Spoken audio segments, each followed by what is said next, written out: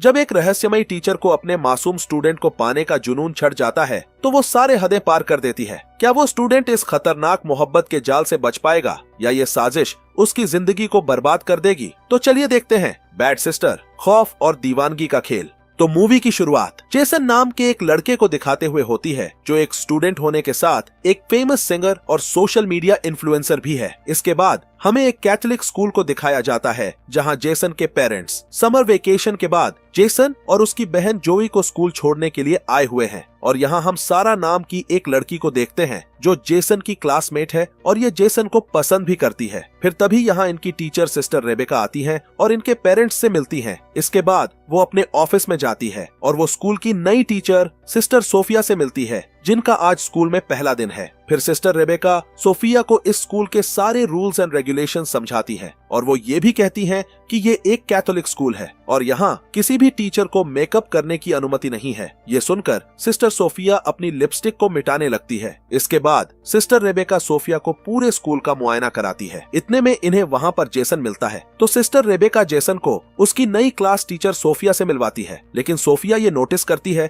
कि जेसन थोड़ी अजीब तरह से बिहेव कर रहा है, तो सिस्टर रेबेका उसे ये बताती है कि कुछ दिन पहले जेसन ने नशे की हालत में अपने फादर के कार को ठोक दिया था, जिसके वजह से जेसन के फादर उससे नाराज रहते हैं। और रेबेका सोफिया को ये भी बताती है कि जेसन एक सोशल मीडिया सेलिब्रिटी भी है। फिर हम ये देखते हैं कि सोफिया जैसे ही अपने कमरे में आती है तो वो अपने लैपटॉप में जेसन की फोटो को देखकर अपने लैपटॉप को ही किस करने लगती है। और हमें यहाँ पता चलता है कि सोफिया भी बाकी लोगों की तरह जेसन को पहले से ही जानती है और ये जेसन की बहुत बड़ी फैन है। इसके बाद सोफिया अपनी पहली क्लास लेने के लिए क्लासरूम में जाती है, पर वो ये देखती है कि जेसन और सारा दोनों एक दूसरे से बात कर रहे हैं और सोफिया ये देखकर गुस्से में सारा को आगे की सीट पर बिठा देती है। पर सोफिया को ये सब करता देख जोई को काफी अजीब महसूस होता है। दरअसल इस तरह के कैथोलिक स्कूल में कोई भी टीचर इस तरह की हरकत नहीं करते हैं। अब सोफिया क्लास को शुरू करती है। तभी जोई कहती है कि सिस्टर, क्लास शुरू होने से पहले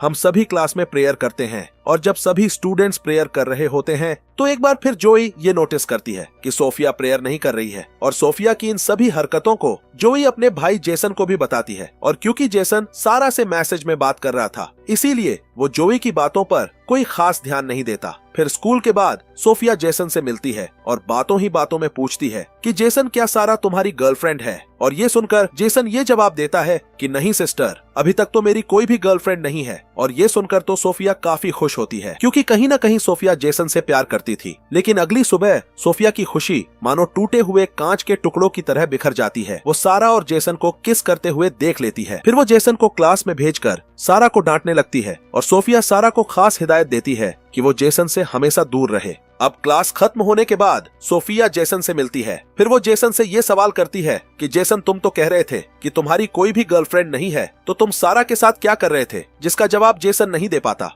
फिर सोफिया बोलती है कि जेसन, मुझे तुमसे तुम्हारी पढ़ाई के बारे में कुछ बात करनी है। मैं चाहती हूँ कि तुम एक बार मुझसे मेरे कमरे में आकर मिलो। थोड़ी देर बाद जब जेसन सोफिया से मिलने जाता है तो वो दरवाजे के पार देखकर भौंचक्का हो जाता है। वो देखता है कि सोफिया अपनी अर्धनग्न बॉडी को मॉइस्चराइज कर रही है। असल में सोफिया ने जानबूझकर अपने कमरे का दरवाजा खुला छोड़ रखा था ताकि जेसन उसे इस तरह देखकर उससे अट्रैक्ट हो जाए। अगले दिन सोफिया जेसन से पूछती है कि तुम मुझसे मिलने क्यों नहीं आए? ये सुनकर जेसन बहाना बनाकर कहता है कि मैं माफी चाहता हूँ, क्योंकि मैं भूल गया था कि मुझे आपसे मिलने आना था। थोड़े दिन बाद वीकेंड पर जेसन और जोई को उनके पेरेंट्स घर लेकर आ जाते हैं। आगे बढ़ने से पहले मैं आपके सामने एक खास अनाउंसमेंट लेकर आया हूं। जब हम 500 सब्सक्राइबर्स पूरे कर लेंगे तो मैं इस वीडियो के कमेंट्स में से किन्हीं 2 भाग्यशाली विजेताओं का चयन करूंगा। ये विजेता जीतेंगे 2 नेटफ्लिक्स सब्सक्रिप्शन। पर जेसन के ना होने से सोफिया का स्कूल में मन नहीं लगता, इसीलिए वो सिस्टर रिबेका से अपनी आंटी की तबीयत खराब होने का बहाना बना के स्कूल से छुट्टी ले लेती है। दूसरी तरफ जेसन अपने फादर से कहता है कि मैं स्कूल से 1 साल की छुट्टी लेना चाहता हूँ ताकि मैं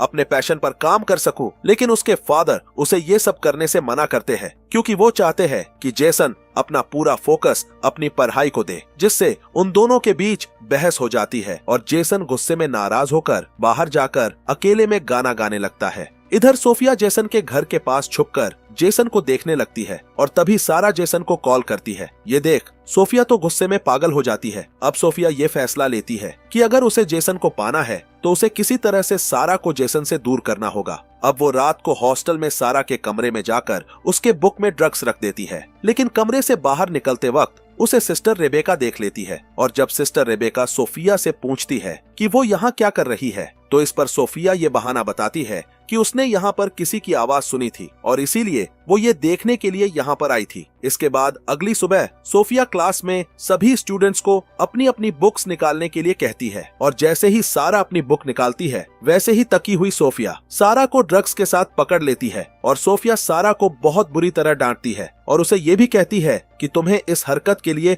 बहुत बड़ी पनिशमेंट मिलेगी। अब ये ड्रग्स वाली बात पूरी स्कूल में फैल जाती है, जिसके कारण सारा को स्कूल से भी निकाल दिया जाता है। अब हम पास्ट में ये देखते हैं कि जब सोफिया ने जेसन को पहली बार सोशल मीडिया में गाते हुए देखा था, तभी से वो जेसन की दीवानी हो गई थी। अब वो जेसन के करीब आने के लिए सोफिया नाम की एक स्कूल टीचर से मिलती है, जिसका ट्रांसफर जेसन के स्कूल में होने वाला था, और वो उसको मार के उसको ठिकाने लगा देती है और खुद उसकी जगह सोफिया बनकर स्कूल में एंटर हो जाती है। अब हम प्रेजेंट टाइम में वापस आते हैं, जहां जेसन स्कूल में पेड़ पौधे लगा रहा था, पर तभी सोफिया उसके पास आती है और उसकी हेल्प करने के बहाने उसको सेड्यूस करने लगती है। और हमेशा की तरह जोए भी सोफिया के इन सभी हरकतों को नोटिस कर रही थी। अब रात में सोफिया चुपके से जेसन के कमरे में जाती है और अपने मोबाइल में वीडियो रिकॉर्डिंग ऑन करके वहीं रख देती है। तभी जेसन जागता है और अपने कमरे में सोफिया को देखकर चौंक जाता है और सोफिया एक बार फिर जेसन को सेड्यूस करने लगती है, लेकिन जेसन ये सब करने के लिए राजी नहीं था, पर सोफिया उसको कैसे भी करके अपने बहकावे में ले ही लेती है। फिर ये दोनों इंटीमेट होते हैं, पर अगले दिन जेसन उन सारी चीजों को याद करके काफी पछताता है। अब वो चर्च जाकर इस बात का कन्फेस करना चाहता था कि उससे बहुत बड़ा पाप हो गया है, लेकिन जैसे ही वो चर्च में फादर से माफी मांगने लगता है, तभी वो देखता है कि वहाँ पर फादर की जगह सोफिया थी और सोफिया जेसन को एक बार फिर उसके गोद में बैठकर उसे सेड्यूस करने लगती है और ये दोनों फिर से यहाँ पर भी इंटीमेट होते हैं। फिर वीकेंड के कारण जेसन अपने घर चला जाता है। तभी सारा उसे मैसेज करती है और उसे पार्टी के लिए इनवाइट करती है, पर जब जेसन रात को अपने फादर से सारा के पार्टी में जाने की इजाजत मांगता है तो उसके फादर उसे जाने से मना कर देते हैं, जिससे उन दोनों के बीच फिर से बहस हो जाती है और जेसन बिना अपने फादर के परमिशन के ही सारा के घर की ओर निकल जाता है और हम ये देखते हैं कि सोफिया भी उसके पीछे जा रही है। अब जेसन सारा के घर जाकर काफी ड्रिंक करने लगता है। ये देखकर सारा उसको कमरे में ले जाती है और जैसे ही ये दोनों करीब आने लगते हैं कि तभी जेसन को सोफिया के साथ इंटीमेट होने वाले पल याद आने लगते हैं और वो एक शराब की बोतल लेकर वहाँ से चला जाता है, पर रास्ते में शराब साथ रखने की वजह से जेसन को पुलिस पकड़ लेती है। पर तभी वहाँ सोफिया आकर किसी तरह से जेसन को पुलिस से बचा लेती है और फिर वो उसे अपने साथ एक होटल रूम में ले जाती है। इधर जेसन की मॉम उसके फादर को समझाती है कि आपको जेसन के साथ इस तरह से बिहेव नहीं करना चाहिए था। मुझे लगता है कि हमें उसको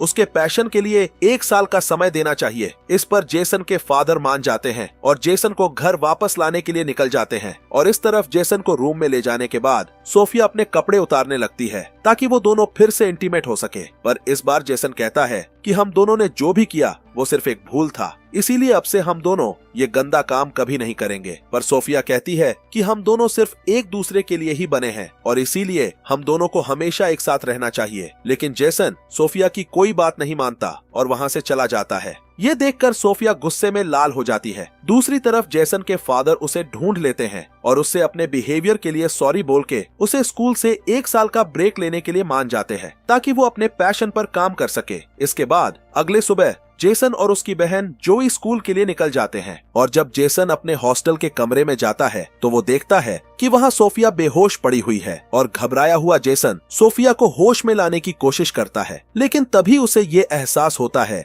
कि सोफिया बेहोश होने का नाटक कर रही है, जिससे जेसन गुस्से में कहता है कि मैं तुम्हारे हरकतों से बहुत परेशान हो चुका हूँ और अब मैं तुम्हारी शिकायत फादर से कर दूंगा। इस पर सोफिया कहती है कि अगर तुमने ये सब किया तो तो मैं भी सबको बता दूंगी कि तुमने कैसे एक टीचर के साथ गलत काम किया है। ये सुनकर जेसन भी समझ जाता है कि अब वो बुरी तरह से फंस चुका है। और जब सब क्लास में होते हैं तो सिस्टर रेबेका सारा को वापस स्कूल में ले आती है। ये देखकर सोफिया को बहुत गुस्सा आता है और अपने कमरे में जाकर वो पागलों की तरह हरकत करने लगती है। और रात को जब सारा नहा रही होती है तभी सोफिया वहां जाकर उसका सर दीवार पर पटक पटक कर उसको मार डालती है और फिर वहां साबुन गिराकर अपने अपराध को एक नॉर्मल हादसे में बदल देती है। उसके बाद जब जोई नहाने के लिए जाती है तो वो सारा को मरी पड़ी देखकर चिल्लाने लगती है, जिसके बाद सारा की बॉडी को पोस्टमार्टम के लिए भेज दिया जाता है। फिर अगले दिन चर्च में जेसन सोफिया से मिलकर कहता है कि मुझे पता है कि सारा के मरने में जरूर तुम्हारा ही हाथ होगा। ये सुनकर सोफिया उसको उन दोनों का इंटीमेट होता हुआ वीडियो क्लिप दिखाती है और कहती है